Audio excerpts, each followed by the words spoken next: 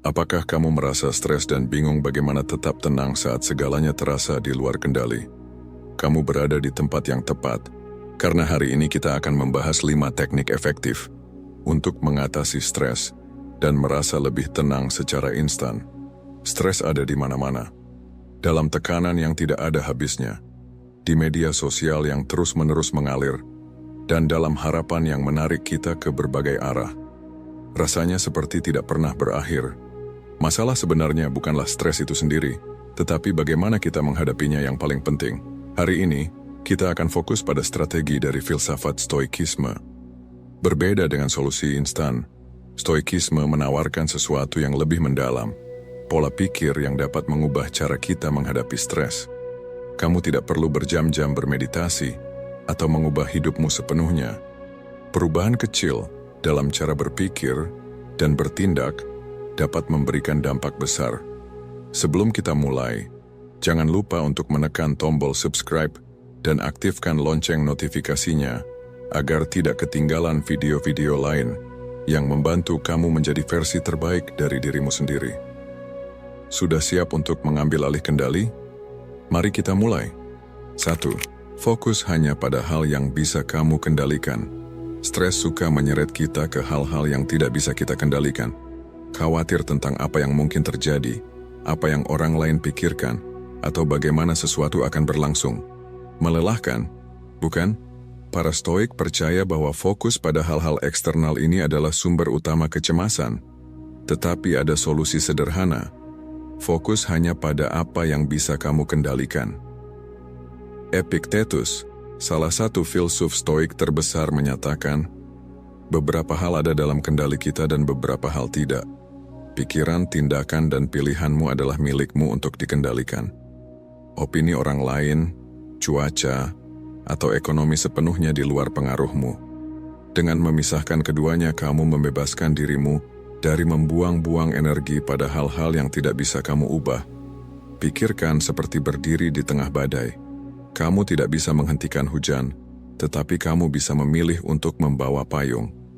Fokus pada apa yang bisa kamu kendalikan memberikan perlindungan serupa dari kekacauan hidup.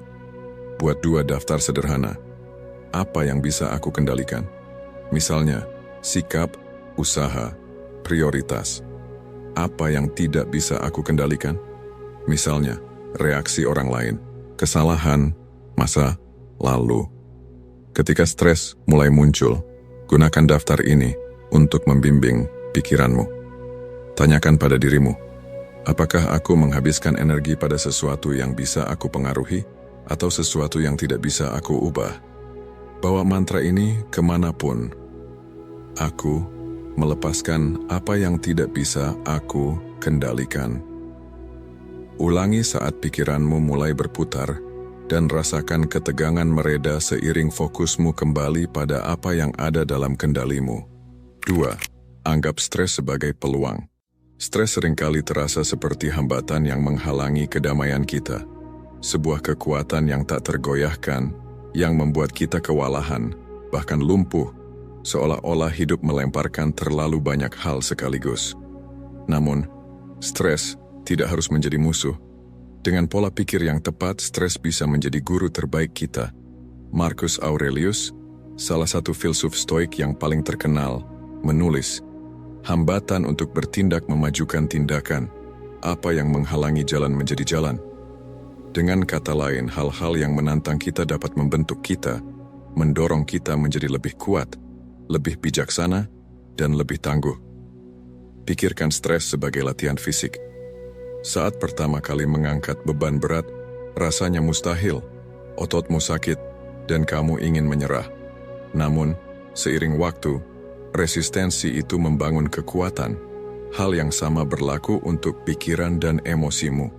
Mengubah cara pandang terhadap stres dimulai dengan pertanyaan sederhana. Apa yang ingin diajarkan situasi ini kepadaku? Alih-alih menolak tekanan, hadapi dan jelajahi. Apa yang bisa kamu pelajari dari pengalaman tersebut? Misalnya, jika kamu merasa kewalahan di tempat kerja, mungkin ini saatnya untuk memperbaiki manajemen waktu atau menetapkan batasan yang lebih sehat. Jika hubungan terasa tegang, ini bisa menjadi kesempatan untuk melatih kesabaran atau meningkatkan komunikasi. Jika hidup menghadirkan tantangan tak terduga, mungkin ini mengajarkanmu untuk beradaptasi dan tetap tenang dalam ketidakpastian. Dengan melihat stres sebagai guru, ia kehilangan kemampuannya untuk menghancurkanmu. Stres menjadi mitra dalam pertumbuhanmu, sesuatu yang bisa dihadapi daripada ditakuti. Beberapa cara praktis untuk mengubah cara pandang terhadap stres meliputi jurnal stres.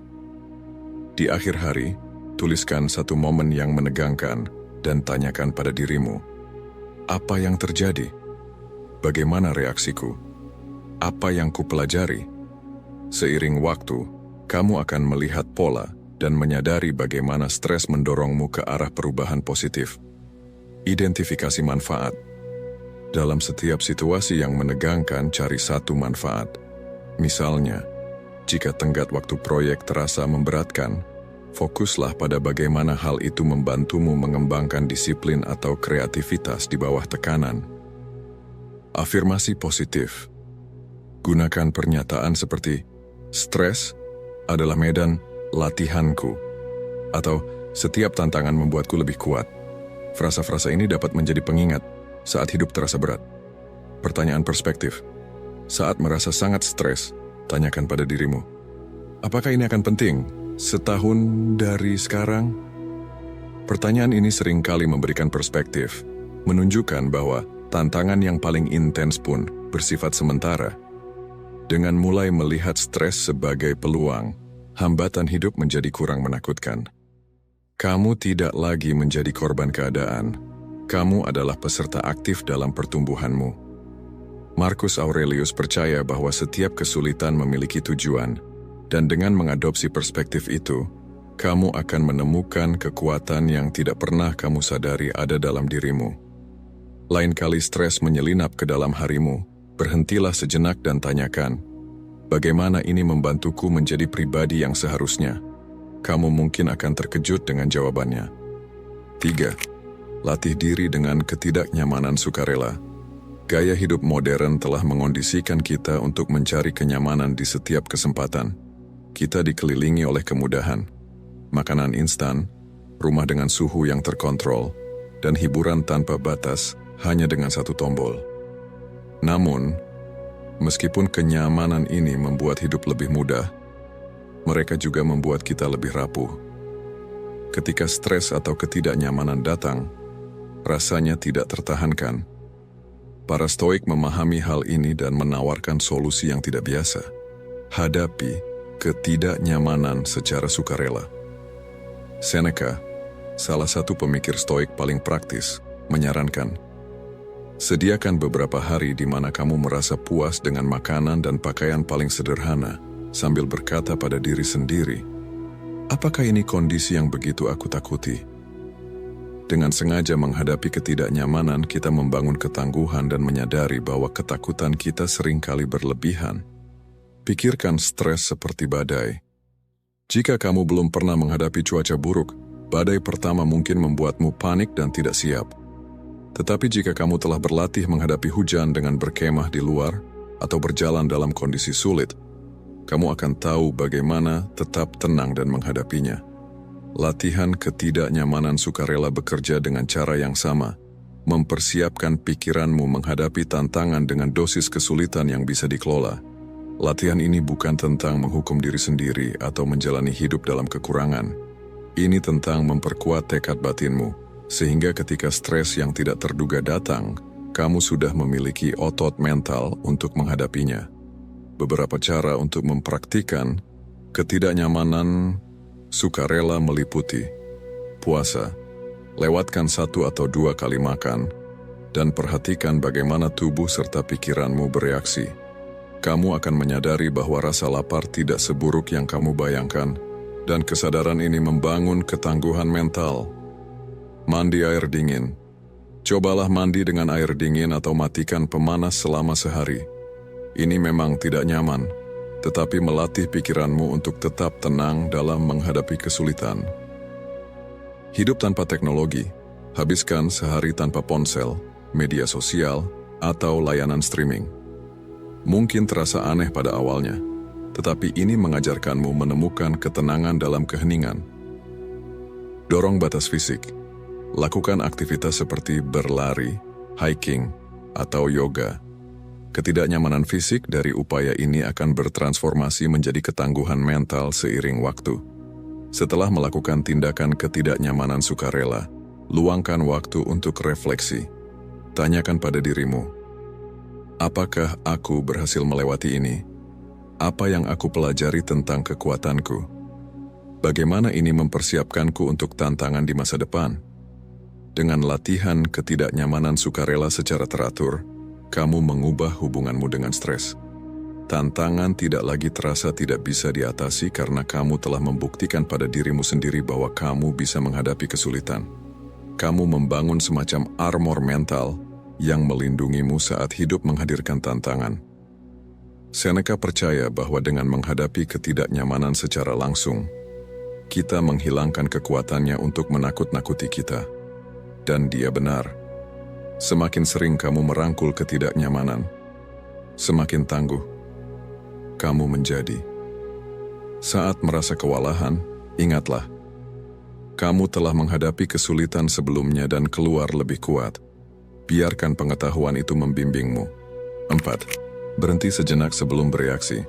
Stres seringkali terasa paling kuat saat kita bertindak tanpa berpikir terlebih dahulu. Kamu pasti pernah mengalaminya. Sebuah pesan tajam masuk ke balasan chatmu, dan jari-jarimu langsung mengetik balasan penuh frustrasi, atau komentar sembrono dari teman memancing amarah sebelum kamu sempat memproses apa yang sebenarnya terjadi. Reaksi spontan semacam ini tidak hanya memperburuk stres, tetapi juga menjauhkan kita dari versi diri yang tenang dan terkendali. Marcus Aurelius pernah mengatakan, kamu memiliki kendali atas pikiranmu, bukan atas peristiwa luar. Sadarilah ini, dan kamu akan menemukan kekuatan. Kekuatan itu dimulai dengan berhenti sejenak. Dengan menghentikan diri sebelum bereaksi, kita memberi ruang untuk memilih respons yang lebih baik, yang selaras dengan logika dan kebijaksanaan, bukan emosi sesaat. Bayangkan pikiranmu seperti segelas air berlumpur. Saat diguncang, airnya keruh dan kacau. Tetapi, jika dibiarkan diam, lumpur mengendap dan air menjadi jernih kembali. Berhenti sejenak bekerja dengan cara yang sama, memberi waktu agar lumpur, emosi, dan stres mengendap, sehingga kamu dapat melihat situasi dengan lebih jelas dan merespons dengan bijak. Di dunia yang mendorong kecepatan, balasan instan, keputusan cepat, solusi langsung, berhenti sejenak terasa kontraintuitif. Namun, ini adalah salah satu cara paling efektif untuk mengurangi stres dan mendapatkan kembali kendali atas emosi. Beberapa cara untuk melatih kebiasaan berhenti sejenak. Metode 3 tarikan napas. Ketika menghadapi situasi yang penuh tekanan, berhenti sejenak dan ambil 3 napas dalam-dalam. Tarik napas perlahan melalui hidung selama 4 hitungan, tahan napas selama 4 hitungan, lalu hembuskan perlahan melalui mulut selama 6 hitungan. Ulangi 3 kali. Teknik sederhana ini mengganggu respon lawan atau lari, dan mengalihkan fokus dari reaksi ke refleksi. Ajukan pertanyaan pada diri sendiri. Sebelum bereaksi, tanyakan, apa hasil yang aku inginkan dari situasi ini? Apakah reaksiku akan membantu atau justru merugikan? Pertanyaan-pertanyaan ini memaksa pikiran rasionalmu untuk mengambil alih. Ambil waktu jeda. Jika memungkinkan, menjauh sejenak dari situasi. Entah itu dengan berjalan kaki selama 5 menit atau sekadar memejamkan mata sejenak. Istirahat singkat dapat mencegah respons yang terburu-buru. Kebiasaan berhenti sejenak tidak hanya membantu pada saat itu, tetapi juga mengubah cara kamu menghadapi stres dalam jangka panjang. Dengan menciptakan jarak antara rangsangan dan respon, kamu melemahkan cengkeraman emosi impulsif. Seiring waktu, kamu akan menyadari bahwa situasi penuh tekanan tidak lagi mengendalikanmu seperti sebelumnya. Stoikisme mengajarkan bahwa meskipun kita tidak dapat mengontrol peristiwa dalam hidup, kita dapat mengontrol bagaimana kita meresponsnya. Berhenti sejenak memungkinkanmu untuk sepenuhnya menerapkan prinsip ini, mengubah kekacauan emosional menjadi ketenangan yang penuh kendali. 5. Visualisasi negatif harian. Sebagian besar stres kita berasal dari ketakutan kehilangan sesuatu atau seseorang, ketakutan akan kegagalan, atau ketakutan menghadapi hal-hal yang tidak diketahui. Ketakutan ini membuat kita cemas, selalu membayangkan skenario terburuk.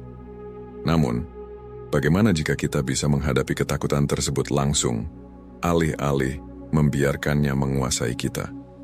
Disinilah praktik visualisasi negatif dalam stoikisme memainkan perannya. Seneca mengatakan, dia yang telah mempersiapkan dirinya untuk kemungkinan buruk akan merampas kekuatan dari hal buruk itu ketika datang. Visualisasi negatif bukan tentang berpikir negatif, melainkan melatih pikiranmu untuk menghadapi tantangan tanpa kehilangan ketenangan. Bayangkan ini, setiap pagi, luangkan beberapa menit untuk membayangkan tantangan yang mungkin terjadi di hari itu. Misalnya, bagaimana jika presentasi kerja tidak berjalan sesuai rencana? Bagaimana jika kamu kehilangan dompetmu? Bagaimana jika mobilmu mogok?